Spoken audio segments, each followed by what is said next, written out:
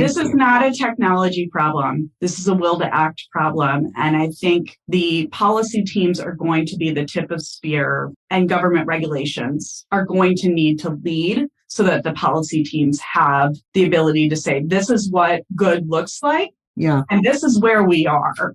And now what are we going to do about it? Here's the delta. And today, there are some great standards that have come out of the OASIS consortium in terms of what good could look like for trust and safety. Those just got published a month ago. I highly recommend people check that out. But right now, there's not legislation to back it that really has financial penalties. And I think we're seeing a lot of movement out of Australia, as well as Europe, in terms of getting those in place, and now with the US with the Earn It Act. So I feel very hopeful that if we're having this conversation 2 years from now, it's going to be a very different conversation. Human trafficking doesn't always take the form we first imagine. It can be found at almost any level of an organization's supply chain. What can compliance professionals do to assess human trafficking risk, and how can they leverage the resources of the organizations they work for to help root out this tragic problem? Gwen Hassan is here to help.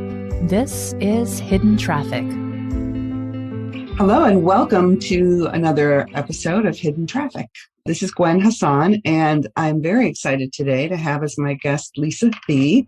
She is the CEO of AMP Solutions and also the Data for Good Practice lead for Launch Consulting. Welcome. Thank you for coming, Lisa. Thank you, Gwen. Thrilled to be here. So let's start out with kind of a bit of who you are, your background, where you're coming to human trafficking from, and what kind of got you first interested in the topic. Sure. I started my career in the technology industry. Coming out of Detroit, Michigan, I moved to California right after college in the early 2000s. Had a pretty traditional career. And from there, I learned more about this topic of human trafficking, some personal experience when I was an IT manager in a global company, seeing it face to face in my travels to over 36 countries in the business hotels. And then when I got back home, I started to get more educated about the problem domestically as well. So the awareness was created from international experiences, and the action-oriented things that really happened a little bit later for me, when I was more of a position of power to influence where the attention and the resources went. So with that said, I retired from corporate America at 40 to launch my own company called MinerGuard. This was a software company focused in on helping kids be safer online and in real life. It was inspired by a lot of the work that we did with the National Center for Missing and Exploited Children, as well as some ideation with my friend from Apple, who happened to launch the iPhone 10 and had some ideas about how we could maybe get more in the trauma prevention space versus the trauma cleanup space, which So after some industry collaborations with Microsoft and Google and Apple and some of the big players in the market, I knew that the innovation was likely going to have to come from smaller companies and startups. And so I wanted to make sure that we were bringing some of the best thinking forward. So ran that company for a year and then exited into a larger player in the child safety market with Bark Technologies. And then from there have now been doing advising for other operators in the AI ML space and also for management consulting. So working with some of the larger players in the industry around digital safety strategies. How do you take policy and actually get it into something you can practical operationalize that keeps people safe? Yeah. Very much so, especially at large companies, because you almost have like 40 to 60 companies smushed together and everybody's making their own decisions around safety, and for good reason. I mean, you don't expect to behave the same in a library as you do in a nightclub. So depending on the platform, depending on their areas of needs, there needs to be a nuanced approach. So helping the legal folks collaborate with the engineering folks and the operations folks to make sure that terms of service violations are caught and addressed appropriately. So let's jump off of that, because this is a perfect segue. Terms of use violations. You've heard, I'm sure everyone has heard a lot about the use of some of these platforms for recruiting of victims for, human trafficking or child sexual exploitation. Where do you see kind of the intersection of this kind of safety practice and the different operators who are out there right now? Are they doing enough? Can they do more?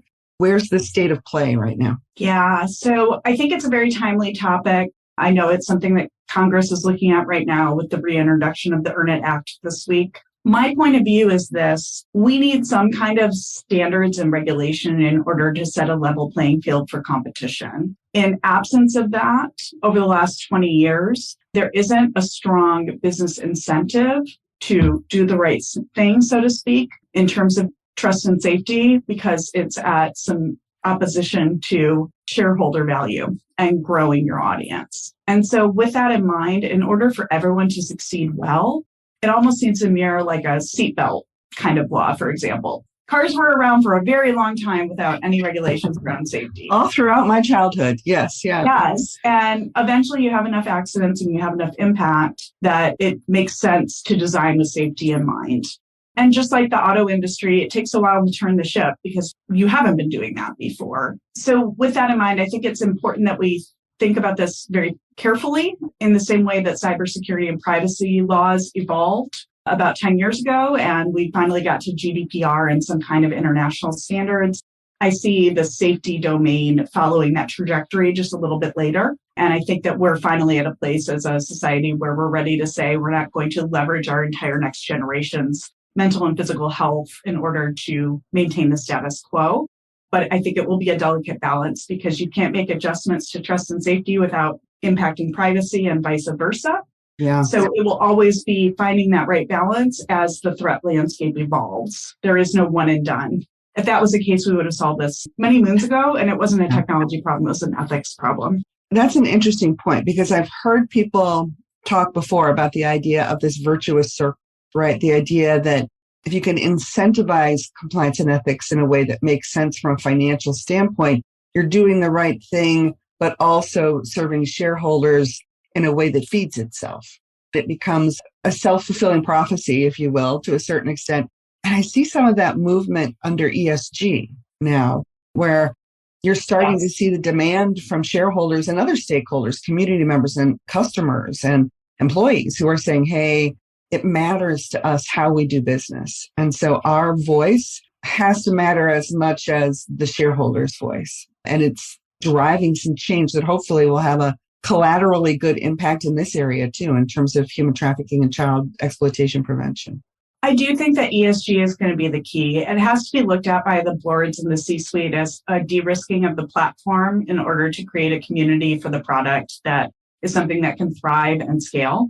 And sometimes it's easier to do it the wrong way and grow an audience quickly. Trust me, when I was developing technology to prevent children from creating child sexual abuse material on their devices, it would have been much easier to get people to download an app to help them do it. People that are looking to do things that are blatantly illegal are typically early adopters of technology and are not having the illusion that the unthinkable couldn't happen to their particular family or their particular child. And unfortunately, I just had enough lived experience from being an AI solution owner at Intel in our Data for Good practice to know that there's just no data out there that supports that point of view. In fact, we had a 4,000% growth from 2005 to 2021 in terms of the number of reports of child sexual abuse material from technology companies into law enforcement that I had to help build some technology to address. And when you're seeing 65 million images being circulated every year, and that's what's reported. 65 million? Oh my gosh. Wow. Okay. And we're not talking about naughty schoolgirl photos here. 56% of those images are of children that are 6 or under. Oh my This God. is really problematic stuff. That's what frustrates me the most is there is so much political rhetoric around this and so much marginalizing what the people on the front lines are really trying to do. This is stuff that no one objectively is going to be like, that's okay, acceptable cost of doing business. But because we're not being proactive about detection and removal, in most cases, we are very reactionary outside of maybe 5 companies that are large enough in scale that they do something more proactive. It's a hidden problem. And I just felt like as a technology insider, if I wasn't going to stand up and say, okay, enough's enough, then who would? Who was? Yeah, agreed. So tell me a little bit about, because I know only enough to be dangerous when it comes to kind of AI and machine learning. But I've read a few articles within the last couple of years that seem to hold out hope that maybe there's a role for AI kind of solutions in preventing or at least significantly reducing the incidence of human trafficking that's facilitated through these kind of online platforms. What do you think about that? Do you think there's a future there for AI in this space? I do. And I think the time is really coming to fruition. I've been working on this since 2015. I can tell you it was a novel idea. Yeah. There was a very small community of people that were focused in on this, and they probably worked in a very specific company group or specific nonprofits or law enforcement. And I think that there's just so much more of an awareness today, which gives me a lot of hope about how we can repurpose technology stacks that frankly are used for a lot of things. If we want to innovate on keeping people on platforms longer, and we can use AI to incentivize clickbait and all the things that help the marketing and advertising world, it's really exciting for me to see that innovation pointed towards a trust and safety mission. Because when I started in this space, what I found was a lot of great technologists or trust and safety professionals that were trying to figure this out versus a bunch of AI and big data experts that were applying it to a new domain. And at the end of the day, AI is just a tool. It is not a solution. You're solving for a business problem. You need people in the room that can define that business problem. And with that in mind, can design solutions where you can minimize the amount of impact to the business velocity by still doing the right thing. And technology has proven that once regulation is in place, they are capable of making that shift. GDPR was a great example. I don't think anybody would have funded the amount of work that was required for privacy laws without some kind of standardized regulation. And so I think we're right on the precipice of that with safety. And I think a lot of the same principles apply. I think the chief privacy officer is going to probably evolve into the chief trust and safety officer. Yeah. Including privacy. Privacy is a key component of safety. They're not at opposition. They're just trade-offs. And where do you find that right balance? So you protect my privacy by using end-to-end encryption and not doing any hash matching, which, by the way, is incredibly uninvasive. You're not even opening people's messages. You're literally scanning for things that law enforcement have already seen before and know exactly what it is and matching it and identifying that somebody's trading illegal content. Okay. You're worried about your privacy. I'm worried about the privacy of the 5-year-old that had the worst day of their life documented and shared for the enjoyment of adults. Where are we setting our priorities? Agreed. So I don't have any context for this Earn It Act. Do you think the prospect is good that we'll end up with it in place in some form or another? And use your crystal ball, and how much time are we talking? Years from now? Months from now? The Earn It Act was originally suggested in 2020 as some voluntary principles, and it seemed to evolve over time into getting some carve-outs that made it a lot less effective. If you have end-to-end encryption, it kind of, you could do the, I can't see it, so I didn't have anything to do with it. You get a pass, yeah. Under Section 230 of the Communication Decency Act, there was just some ways to navigate that regulation to remove requirements for being aware of what's going on. We know that 75% of human trafficking victims report being sold on platforms. On a platform, yeah. And a good majority of those folks are recruited from there as well, because it creates an environment where you can create relationships and trust over time. It's called grooming behavior. And people that start out with these nefarious instincts are really good at what they do. It's too bad they don't work in corporate America. They'd be amazing salespeople. Yeah. Or CEOs or whatever else it is. I think everybody would like to believe that they would never fall for a trafficker, for a labor or sex trafficking use case, but I don't think that's actually true. A lot of times they pretend to be Romeo boyfriend types that all understand you and would never let anything bad happen to you until you fast forward and they have complete control over your life and are monetizing you in the same way that somebody would run guns, run drugs, they run people. It's a product, yeah. It is. And it's an annuity. You can sell a person 20 times a day. You can only sell a commodity once. And so people that are in that stream of things, especially in organized crime, are not naive. They know they can make a lot more money and sustain a lot of their other activities. And so these platforms are being misappropriated. They're not out there to go make this easy, but they have technological debt and design debt that makes it easy to exploit them. And I think that's where an act like the Earn It Act could help to close up some of those holes by providing a business incentive and an ESG percent incentive to justify the investments to clean up that technology. To clean it up, to close the loopholes that are currently in place. I think we can all say the 20 years of self-regulation strategy we've tried is not working. Yeah. It was appropriate for a time. It is not appropriate for the time we're in today. And I think the Earn It Act is the right way to go about that. Nothing's perfect.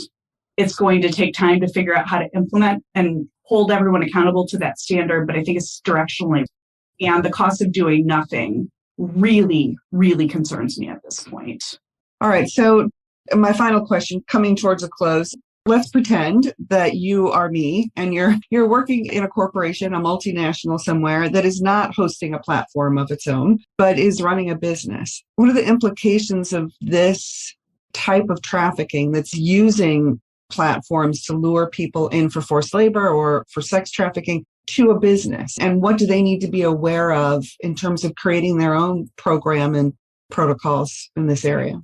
Sure. I have a couple suggestions for people. The first is there are commercially available tools for free to identify and remove illegal content from your platforms. One of them is Microsoft Photo DNA in Azure, and that is widely available to NGOs and to for-profit corporations to help them identify and remove it. It's very lightweight. It's intended to be that way. The other place you can look at is through Thorn, which is an NGO that's created a tool called Safer, which kind of takes it to the next level of reporting and cleanup, automating and making that really straightforward and easy. So I really recommend that tool because one of my longtime mentors from Google is the one that built it. And I know it's like the best in the industry. With that in mind, from an ESG perspective and a risk perspective of hosting illegal content on your business servers that you don't want there, your employees might be doing that. That's like a very clean and easy way to be able to pass the white-based tests that you've done the best in the industry and what's available to you. From a labor trafficking perspective, there's a lot of opportunity for industry collaborations. I know there's some really wonderful consulting focused areas with responsible supply chain work that I think are readily available for people that want to participate. I don't think anyone sets out to start a business in order to accelerate modern day slavery. Yeah. But it is important to understand that this is a $150 billion industry whose products are people. And it is bigger than the NFL and casinos combined in terms of annual profits. Oh, it's crazy. Yeah. And so as a business owner, it may seem like that happens somewhere else. That's not me. It happens everywhere. Trafficked people are always going to be trained to not signal that they are in distress for survival. And it's important to vet your vendors. It's important to vet your subcontractors. It's important to lean on industry associations that specialize in this so that you don't fall prey to just being one more person that's groomed by these traffickers, because they're not dumb and they make a lot of money doing this and they will protect themselves. They certainly aren't in your interest, in the interest of you or your business. Or the business, They're looking out for themselves. And so if you want to learn more about how AI can be applied for human trafficking prevention, I did a TED Talk about it. You can find it at my website, lisafee.com/TED Talk. And if you want to learn more about how you can be impactful in the prevention and the reintegration of victims of human trafficking, I'm on the board for Three Strands Global Foundation. They facilitate a lot of that work in terms of the prevention and reintegration services in California, Utah, and Texas, and they're continuing to expand. So I think they're a really credible source. I'm very concerned about the amount of misinformation that's being circulated in the human trafficking space. I have a two-sided feeling about it. One way, I'm happy that people have all heard about trafficking now, but we have a really big, hairy problem with huge impact to millions of people that is real and right in front of us that we could address. And then we have a bunch of conspiracy theories that are not going to get us towards actually getting real people out of danger. Yeah. And so I think having your sources right is really important. Anything you see from the National Center for Missing and Exploited Children at missingkids.org is vetted and truthful. Anything you see from Thorn and wearethorn.org is vetted and truthful. And anything that you can do to ensure that your voice is heard with your local representatives about expecting more is incredibly valuable, because in this polarized landscape that we have, human trafficking prevention laws and reintegration laws actually are one of the most bipartisan supported activity. Yeah. But it's not the thing that gets the news cycles, because most people agree that this isn't a good thing and we should do something about it. So I think it's really important to keep that on the top of the mind of your representatives, that this is important to you and you do expect more, because we're not going to see the rate of change that we need in industry until it's out of a self-regulation model and it is the voice of the customer going to our representatives to make sure that we are focusing on optimizing for revenue and sustainability. Also being responsible corporate citizens of the products that we sell and the platforms that we provide to allow for their sale. And I have a lot of empathy for the people that work inside these companies. I've never met a trust and safety team that's overstaffed. Very true. I've never met a overfunded that was overstaffed. Yeah, exactly. Yeah. And so being able to leverage industry tools that are available so that you don't have to go build everything from scratch is why I've put myself in a position of backing Spectrum Labs as an advisor, because they came from building the tech behind some of the most massive marketing platforms in the world, and they're focused on this specifically. I want to see the best brains in tech applying it to this domain, not the best people in this domain going and learning the AI. The tech, yeah. It's a much faster process. Far more efficient return on investment, yeah. And that's why I partner with them, because I kick the tires on the tech. It works in 40 different languages. This isn't just a US problem. Most companies are not just US based. And they have made it a frictionless customer experience to do the right thing. I don't think everybody is willing to go spin up a whole trust and safety team in a practice, especially small and medium-sized business. It's just not tenable at that stage of life. I've run my own company. I know what you're dealing with on any given day. Yeah. The day of a founder is the best day and the worst day you've ever had is split by 3 hours, and it depends on which phone call you got. So having partnership in these domains where you can have the trusted experts help you stay in the right box without having to use a lot of energy to do that, I think it's really key. Fantastic. Thank you so much for your time, Lisa. This has been very educational for me. And also, I have to say hopeful, because throughout the course of the podcast, there's been a few conversations that I've had where I leave the conversation thinking, oh my gosh, this is a grain of sand in a giant hourglass. We're never going to make any progress. This is an unbeatable problem. But then there have been a few, and this is one of them, where I leave the conversation thinking, all right, you know what? There's hope here. There are tools that exist. There are people who are committed to this. We're going to be able to make a change. This is not a technology problem. This is a will to act problem. And I think the policy teams are going to be the tip of spear, and government regulations are going to need to lead so that the policy teams have the ability to say, this is what good looks like. Yeah. And this is where we are.